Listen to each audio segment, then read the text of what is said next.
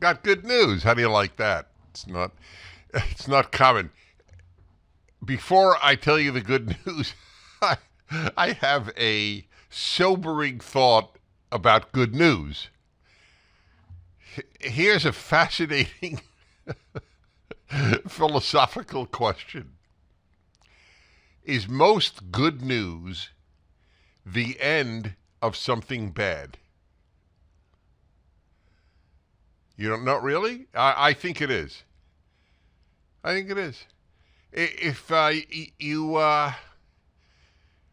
you get through surgery successfully, that's good news. The bad news is that it's the end of the bad news of the surgery and whatever ailed you necessitating a surgery. Okay, you're right. Of course there's good news on its own. The baby is born. That's correct. But no, not end of pregnancy. Sean has a very fertile mind. No pun intended. Anyway, I think that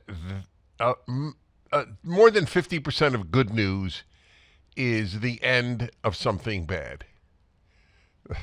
I'm not complaining. I'm just noting. So here's a good example. This is good news, but it is the end of something bad. But it is really rather dramatic. England has banned the use of puberty blockers for minors at gender clinics. The fantastic libs of TikTok. You should all be aware of that site, libs of TikTok. And they show breaking news from, from Sky News. Yeah, Sky News. You know what? I'll send it to you. I'll play it, actually, Sean. It's only 47 seconds. So I'll play it when we come back from the break later. What else?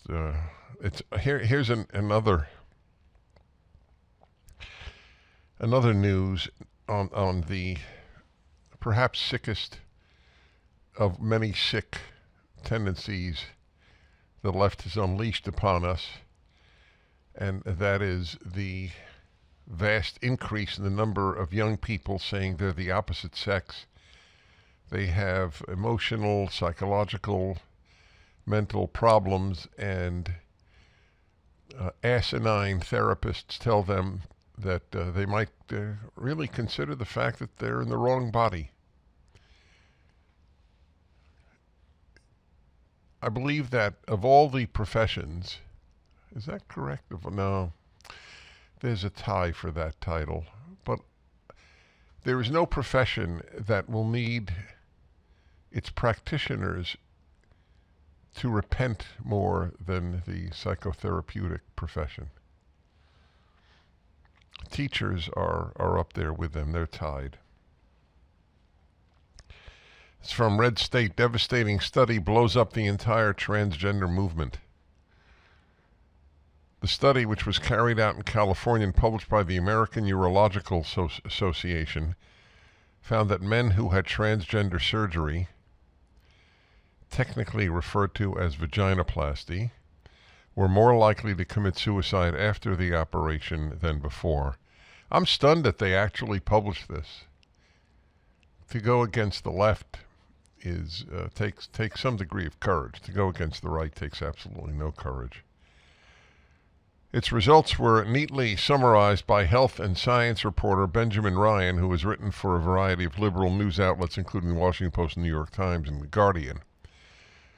Study finds that the attempted suicide rate among transgender women, that's men who say they're women, who received a vaginoplasty, in other words, who had their genitalia cut off and had an artificial vagina to replace it, were twice as high in California during the period after the surgery compared to the period before the surgery.